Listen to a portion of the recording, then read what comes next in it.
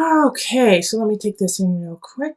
We do have two people showing up in this reading in the reverse. The Page of Swords, which is often an air sign, so Aquarius, Gemini, Libra, and then also the King of Cups, who is water sign, so Cancer, Scorpio, Pisces energy, and they're both in the reverse and they're right next to each other. So I get this feeling like they may be working together against you, or they may be working together and you're like a third party to them. So it could be in relationship. You could be the person on the side and you don't know it, or but more so like the Page of Swords energy is young, is very young. So this could be a child, and then the King of Cups, an adult.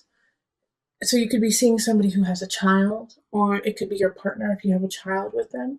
But also, I do see this dynamic at work where it's like you're working with someone maybe over a project you adore, or you are working with a project with two other people, and they see eye to eye, but you don't see eye to eye with either of them. And the thing is they're in the reverse, so they're not working in their highest energy. They're actually working kind of in a conniving, deceitful way. Like the Page of Swords, might just call you names and be really immature and be like, oh, are you a slowy slowpoke? Like that is what a 5-year-old would say. And we're working at a corporation. So, this Page of Swords you could find really annoying. And then the King of Cups energy could be really moody, could be emotionally all over the place, could be really like, oh, I love you, you were such a great person. And then flip on you the next minute and be like, why don't you care about me? You're never there for me. Yeah, the King of Cups, they're moody people. They're very, very moody. And the thing is a lot of times they don't see it and they don't get it that they're being moody because they're just kind of ebbing and flowing with the tides of their emotion. But the reason why these two are the first thing I focused on is just what is around them, what is around them here. We have Death, Three of Pentacles reversed, the World, and Six of Cups.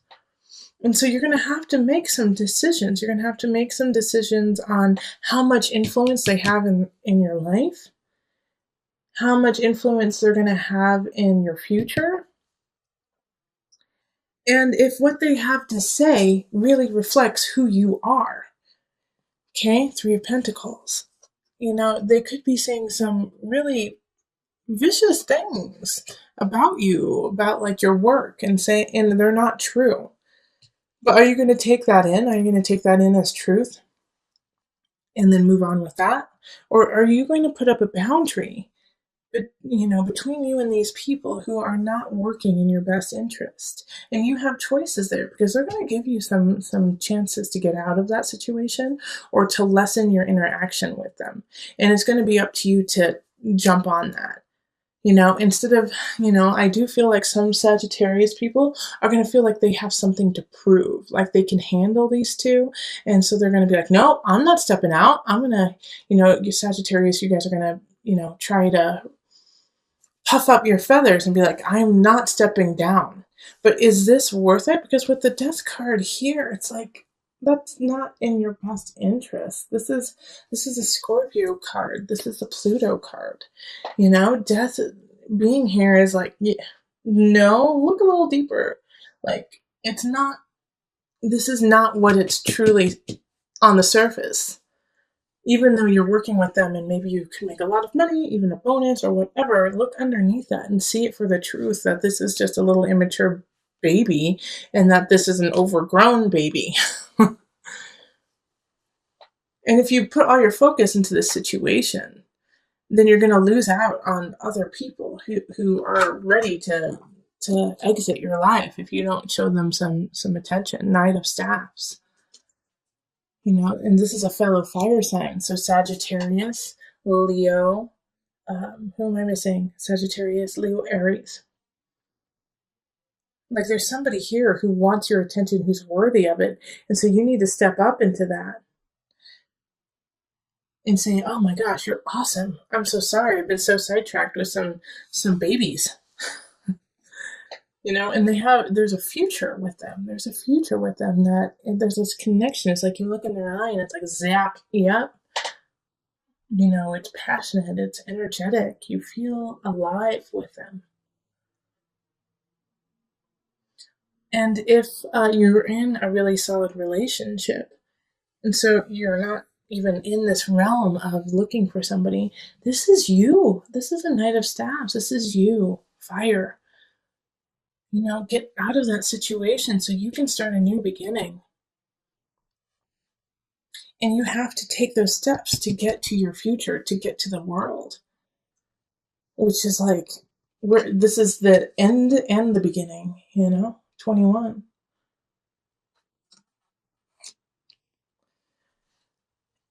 And I love that the world right here is linked with the Wheel of Fortune. Okay? Like you have to see the Knight of Staves is turning their back on all of this, turning their back on what is happening here with this malarkey, with these two people, and going off on their own adventure. You have to let this die. Okay? So that you can come down to the Wheel of Fortune.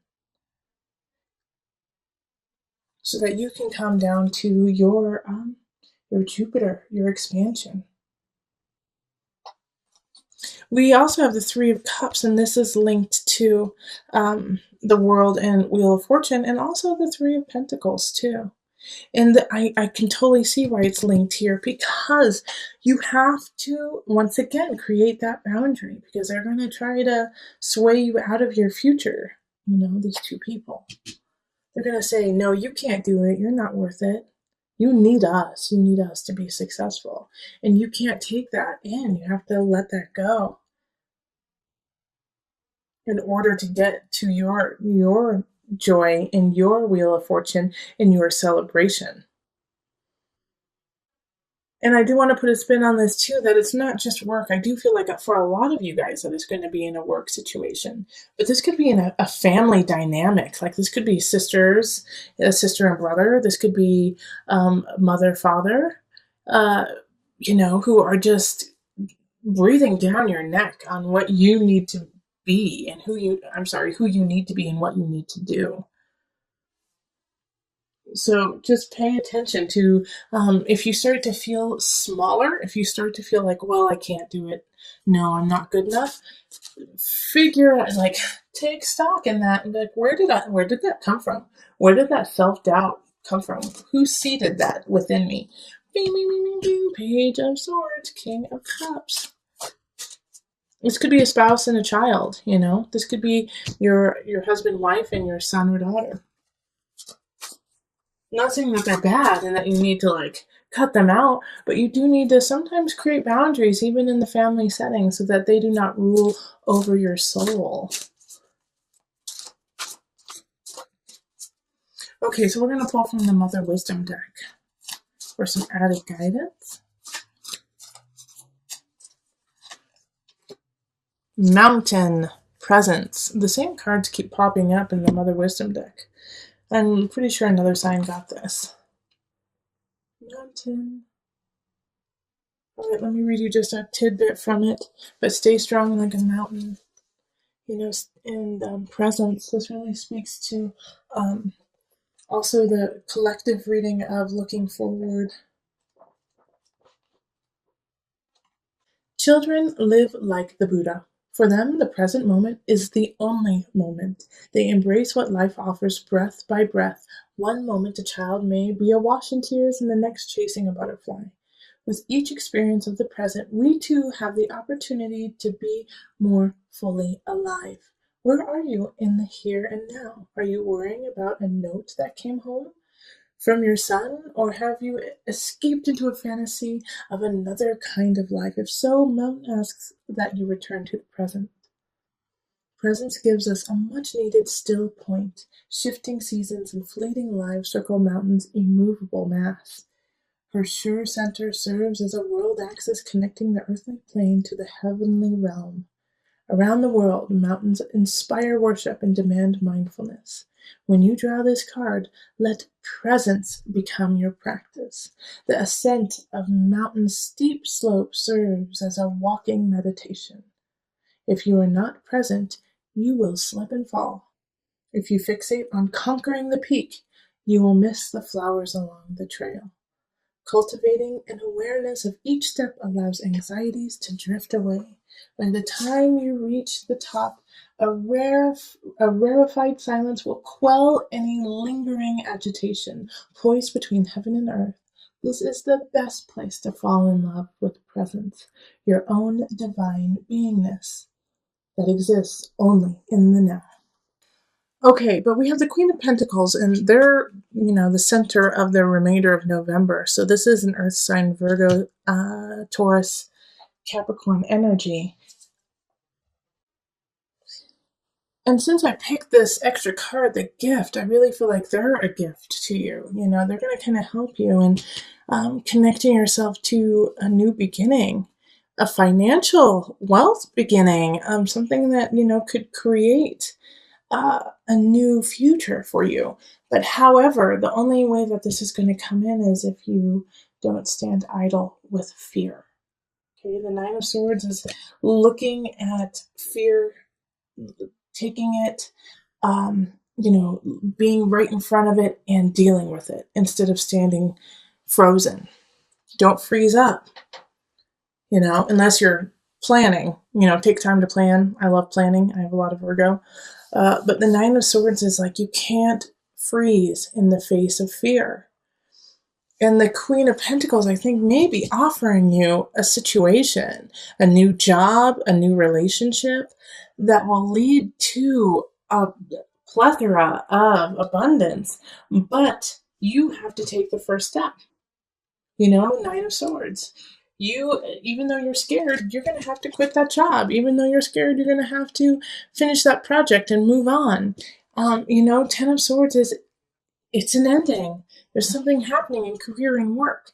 And if you listen to my November reading for you, then you would have known that I focused a lot about work and relationships within the work environment. And so this is saying, yeah, it's time to let it go. Something's not working. You gotta cut ties so that you can have this gift come in.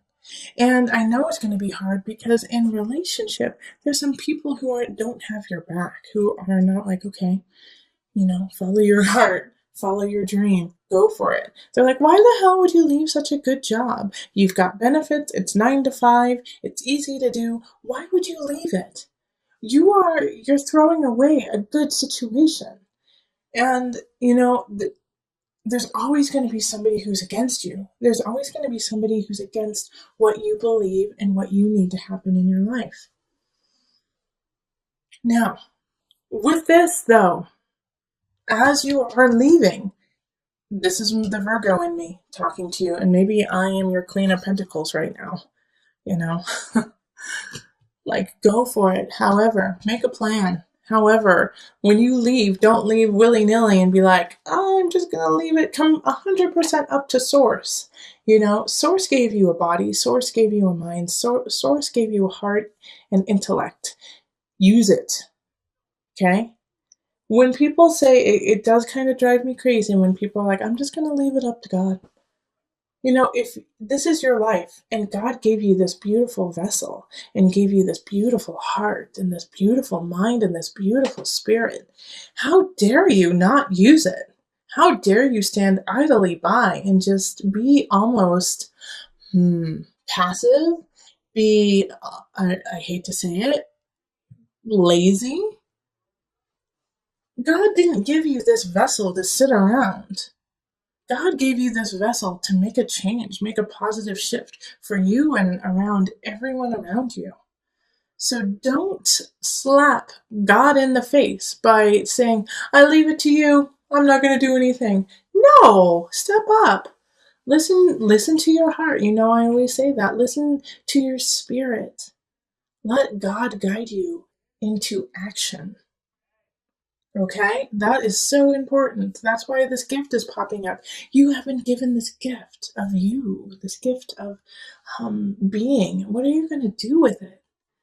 Because you have a new beginning happening, but if you're too scared to look it in the face and actually take the first step forward, it will be taken away from you. All right, so let's call on the angel cards just to wrap it up and bring it all together. Archangel Michael. Yeah. All right. You're working very closely with this powerful archangel who's protecting and guiding you through this situation. You have guidance, you have protection. Go for it, Sagittarius.